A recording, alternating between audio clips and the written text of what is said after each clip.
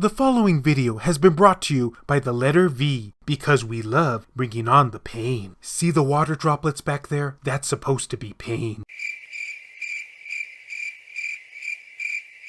I can't say it any nicer than that. Greetings, fellow Vita fans. This is James with PSVita at 2 a.m. coming at you once again with another exciting video. And if you're new here and love everything PlayStation Vita, don't forget to subscribe. The PS Vita games that we'll be talking about today are titles where words no longer work, and we gotta settle things with our fists, or at least something similar to our fists. You'll see what I mean as the video progresses. We're talking about fighting games, and I'm curious, what fighting games do you recommend? Make sure to tell me down in the comment section. Here is my numero uno pick. Marvel vs. Capcom 3. I know, this is a channel where I usually love to choose the bizarre and the obscure, but I do have to give credit where credit is due here because Marvel vs. Capcom 3 still to this day is one of the best console ports that the Vita ever had the blessing of having. Whoa, did I just say console right for a change? That's crazy. I remember when this launched back in the day just how much it blew our minds as to how much this looked like the PS3 version of the game, or at least it did to people who actually had a Vita back in the day. I didn't have any, so I just had to read all about that on the internet, which is where most of my social life comes from, or lack thereof. But this was truly a Marvel vs. Capcom game through and through. The one complaint that I had with this title, at least when you compare it to the likes of Marvel vs. Capcom 2, is that it was a bit too error combo heavy for my taste personally. Much in the vein the way Tatsunoko vs. Capcom was back on the Wii. But as you know, other systems like that don't exist on this channel, so we won't be talking about it any further. Not to say that the ground mechanics weren't awesome as they were. I just felt there was just a bit too much emphasis on air combos in this game. And Capcom giving us an easy mode for this, well, let's just say I lost a lot of battles on online play. At least until I found out you could actually ban that feature.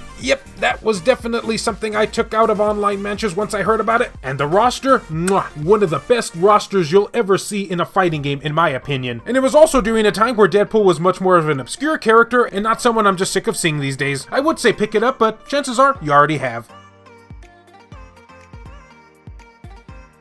Next up is Arcana Hearts 3 Love Max! And you have to say it loud that way because there are literally 5 exclamation points in the title of this game. Whoa, now that's overkill. And I had to step away from my microphone so as not to blow out everybody's ears. You're welcome. But just what is this game? Well, in layman's terms here, it's an all-female fighter with an anime style to it. In other words, it's everything you'd ever want in a fighter. Truth be told, I'm saying that as a joke, but in reality, a lot of fighting games are slowly going this way, especially the anime-themed ones. And let it be known that I have absolutely no problem with this whatsoever. So in this game, you play one of 23 girls. Yes, that's right, 23 girls. This is the third part in the series. Well, 3.5 technically, but that's too technical. And it's up to you to take them up to meet the final boss in the story mode, arcade mode, survival, you know, the usual fighting game suspects here. Oh, and the end boss to this game is cheap. Like even cheaper than the SNK bosses. You'll see when you get there. Let's just say that it's for reasons like this why I started drinking root beer. Now, although there technically is a story mode to this game, there's not really a whole lot. It's super paper thin, as you expect from a game like this. I mean, yeah, you know, you gotta save the world, and each girl kinda has their own demons to battle, but for the most part, it's just really all about the fighting game. And as far as the actual storyline goes, to be quite honest here, I ended up skipping a lot of it just because it didn't interest me like whatsoever. Had good eye candy though. Now this game plays like your typical fighter, but what sets it apart from the others is the Arcanas. These sorta odd mystical beasts and creatures that you can assign to various girls, which give them different strategies throughout the matches. Some have more offensive capabilities, some have more defense, some are good in healing, and so on and so forth. You know, the usual stuff. And although each girl is assigned to one Arcana particularly, you can mix and match them in certain modes, which definitely adds a lot of strategy to this game. So if you haven't had a chance to try it, what are you waiting for? Show those fangs and get a brawlin'. Oh, and did I mention that this game has eye candy? Because it has eye candy. Now for all of you import collectors out there, I have something for you as well. This is Sengoku Otome Legend Battle. Yep, you guessed it, a Japan-only release for the PS Vita. And a game that might just have too long of a name. Oh, that rhymed. And as far as gameplay goes, it sorta plays like an arena fighter a la Power Stone, but not quite as good as that. In fact, if I'm being quite honest here, nowhere even close to that. This game was just pretty average in my opinion. You can do one-on-one or two-on-two arena battles, but my main issue with with the title was that you just didn't get a whole lot of moves. You have a melee attack and a ranged attack, and you have various variations of that along with the special, but it didn't really help with the fact that you just didn't get a lot of it in this game. So expect to be pulling off a lot of the same moves. And I have heard that it's based off of an anime, so for anyone who is a fan of the series, if this even is a series, then you might find something to like with this. But I would say that unless you're a hardcore importer out there and are looking for a more solid fighting game, you will get some enjoyment from this title. I just feel like it's pretty minimal. You can play it for an hour or so and you basically have seen all the game has to offer. Oh, and the camera can be kind of finicky too, did I mention that? I'll try not to bash it any more than that because I do know that there's people out there who actually enjoy this game. It's just that for me personally, I just needed more content from it. I think if they would have at least given us more moves to pull off, that would have helped things significantly. As is though, if you are a fighting game fan and you do love your arena brawlers, you might find something to enjoy with this. For me personally, I just couldn't. And the root beer consumption continues.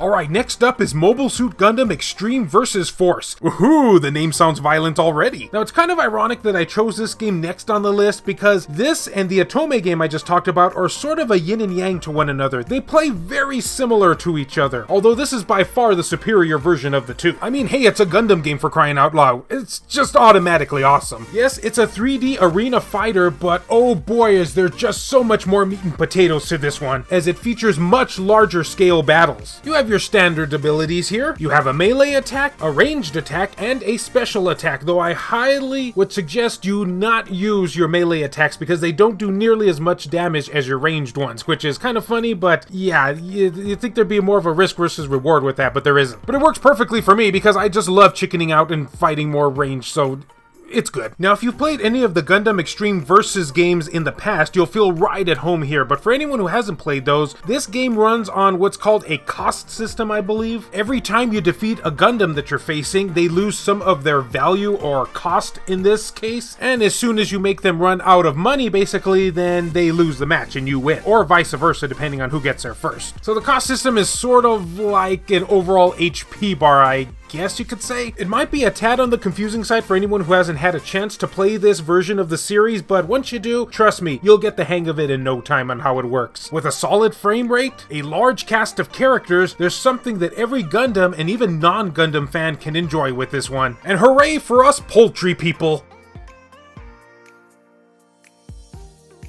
And that will do it for this segment of the video, and remember, this is part 1 of an ongoing series where I will be covering various fighting games on the PS Vita. But what did you guys think for its first installment? And again, what fighting games do you recommend others pick up? Make sure to leave your suggestions down in the comment section. And as always, fellow Vita fans, thank you so much for taking the time out of your day to watch this video. It really means a lot to me.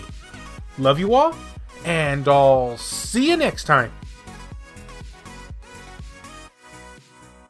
A huge thank you and shout out to all the wonderfully generous supporters who help make this content possible, including Alan Iwazuk, Shin Snake, Joseph Razmick, Frayden, Zacrito, Robert Johnson, Bushin Ryu Cat, Milk Sama, Neo Arashi, Reiko Star, Matt Fox, B Mystery, Makis Blob, Dr. Super Artie, Ricardo Martinez, Donut Valley, Nintendo Switch at 2 AM, Azumara, 1488 Dental, Rizal Pliskin, Smug Wolf, Hector Gonzalez, Kayonko, Burzin Mystery, Juan M. Hermosillo, Eric DeWitt, Tasha Monty, Mozgus, Matt Hargett, Jamie, Crazy Cat, Robert Sylvester, Michael O'Connor, H-Hitter, Jelly, Joseph Shavak, Richard Cruz, PS Vita S, Adam Sondi, Hero Acer, Rodrigo Vera, Aaron Swanson, Heston Joseph, Kevin Enright, Jared Hado, VG Legends, Clayton Malarkey, BMF, Skulshire Tugel TCG, Adam Thury, Per Sterner, Erock, JR, Kyle Brooks, Saul Ramirez, Phantom XRS,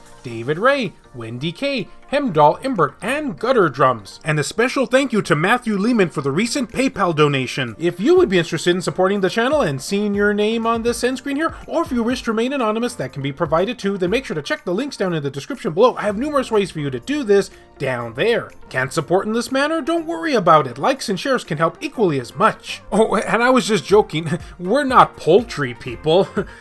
Did I just cough up a feather?